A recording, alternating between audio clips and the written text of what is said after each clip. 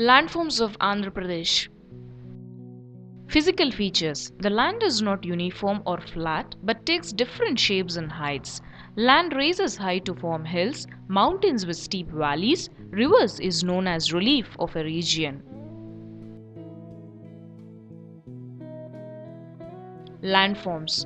Mountain, plain and plateau. Mountain ranges are scattered in Sheshachalam, Papikondalu hills of Velakonda and Nallamala ranges. In between the hills, we have rivers like Penna, Krishna, Godavari flowing through the valley. In between, we have plateaus. Plateau. An area of high, flat land. Example, Deccan Plateau.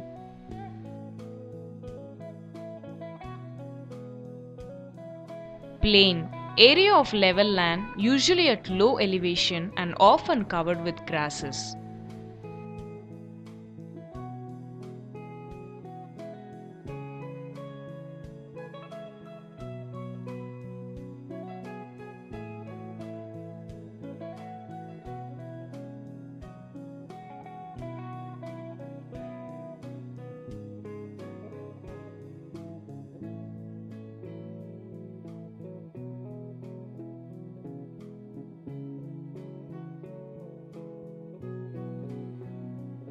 Western Ghats. Rivers like Krishna and Godavari originate in the hilly regions, flow into the Bay of Bengal.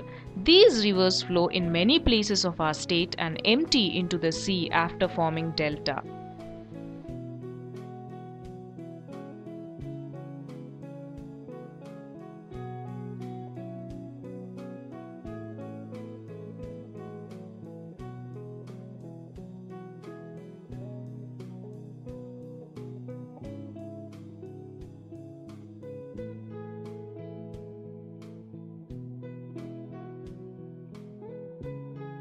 Delta. Flat low-lying land built up from soil carried downstream by a river and deposited as its mouth. Silt. When a large number of small streams are flowing the flood water of a river, bring silt laden with humus, are deposited with lots of minerals and alluvial soil. Silt is granular material of a size somewhere between sand and clay. Humus, a brown or black complex variable material resulting from partial decomposition of plant or animal matter and forming the organic portion of soil.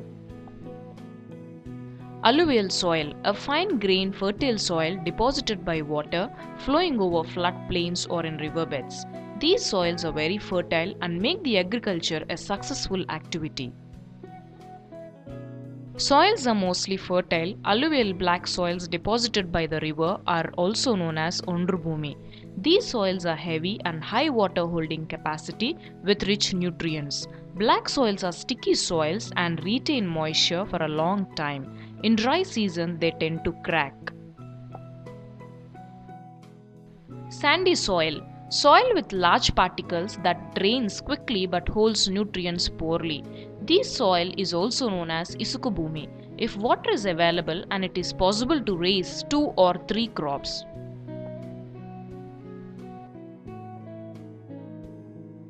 Rainfall and irrigation. This region receives rains from June to October from the southwest monsoons. Agriculture is possible throughout the year. The lands on the eastern side of the village are nearer to the canal and low-lying, easily irrigated with the canal water.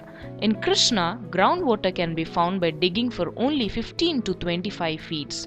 Abundant groundwater at a very low level. Cyclones and floods. Krishna district is one of the most flood-prone districts of the state. Excessive water is released by the dams, then the flood water enters the low-lying villages, which is destructive and protective. Crops.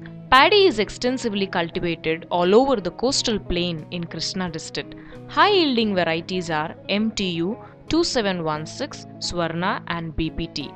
Commercial crops. Sugarcane, turmeric, yam, banana, red gram, green gram and millets are grown. Vegetable crops. Brinjal, ladyfinger, gherkins, ridge gourd and cabbage. Pilipesara, Jiluga are grown to increase the fertility of the soil. Orchards, guava, sapota, papaya are grown.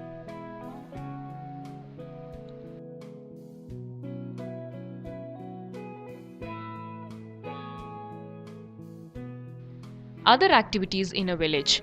Other than agriculture, cattle rearing is also taken up in Penamakuru village. Example, bullocks, cows, buffaloes and sheep. Basket weaving, pig rearing and fishing are taken up. Poultry. Village has a fully mechanized poultry farm. Rice mill. The owner of the rice mill purchase paddy from the peasants and prepare rice to sell in other places. Poultry and rice mills are agro industries.